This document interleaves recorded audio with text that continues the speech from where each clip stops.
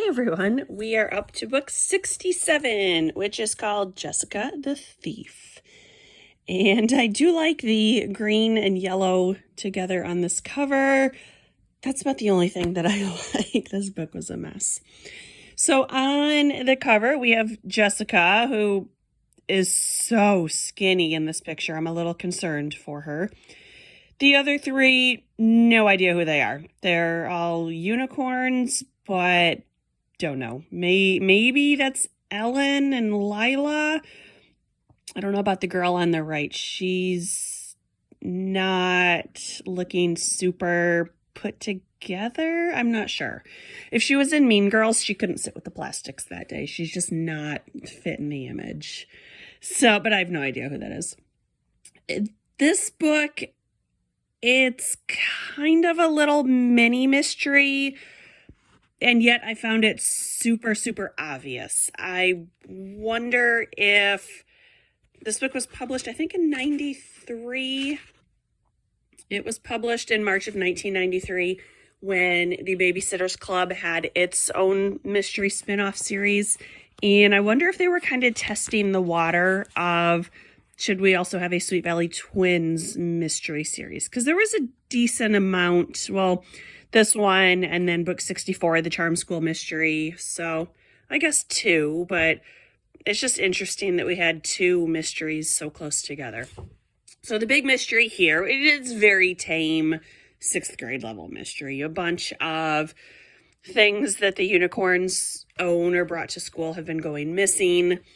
And the most funny one is Lila has a little mini TV called, it's not a Walkman or a Discman, but it is a Watchman because it's a tiny little TV, and she brings it to school thinking she's going to watch soap operas during school. It's like, I think the adults of Sweet Valley are so fortunate that Lila predates cell phones for children.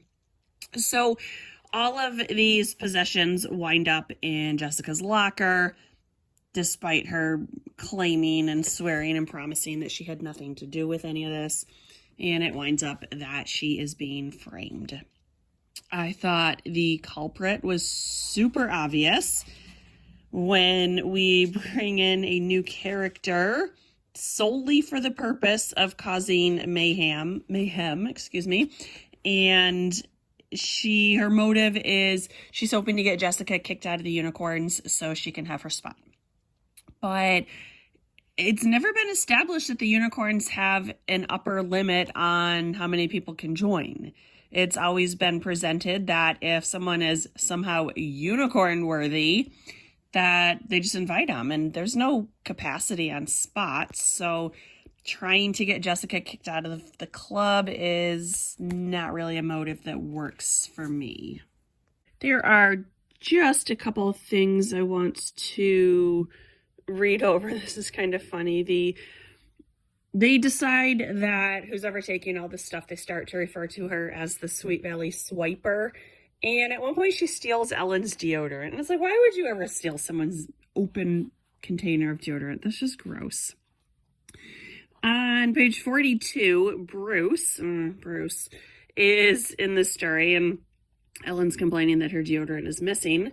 Well then, Bruce said, nodding solemnly, that is serious, especially since I have to sit next to you in social studies.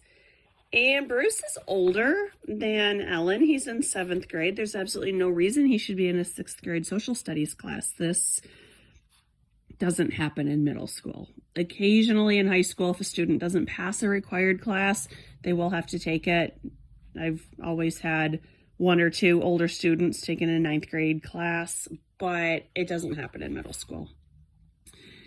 Oh, and then the whole subplot, I completely forgot about that. Stephen and his friend Joe, what's his name? Janet's brother. What is their last name? Joe Howell.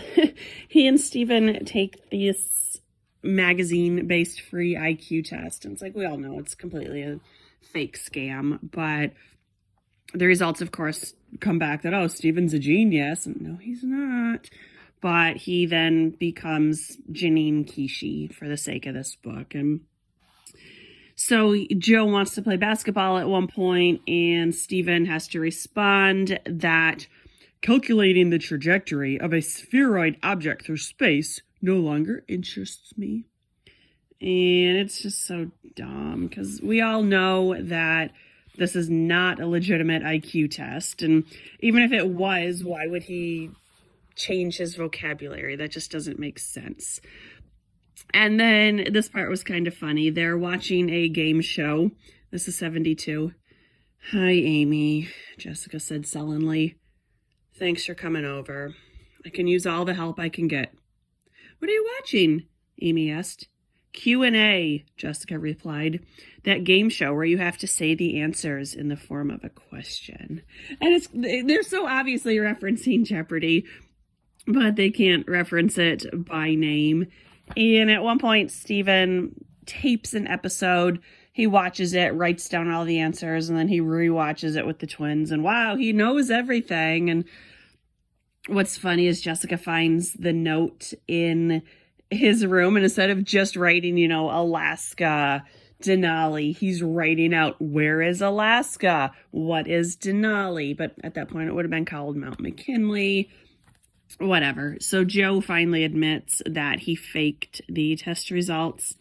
And what do you know? Stephen's vocabulary drops back to normal. So this book was super, super predictable. I didn't particularly like the culprit or the motive. I thought it was very obvious. And I don't especially care about the unicorns all that much. The next book is called The Middle School Gets Married, which is another one of those plot points that we've seen in every series targeted towards 12-year-old girls. So I will get to that one. This one, go ahead and skip it. I thought the Charm School mystery was a much better mystery than this one. Jessica the Thief. Yeah, I think Elizabeth would call her a thief for the entire series, for all the books, for all of the things she has borrowed and not returned. So this one didn't really work for me. You might like it if you like Jessica books. So 67, Jessica the Thief. Thanks for watching. Bye.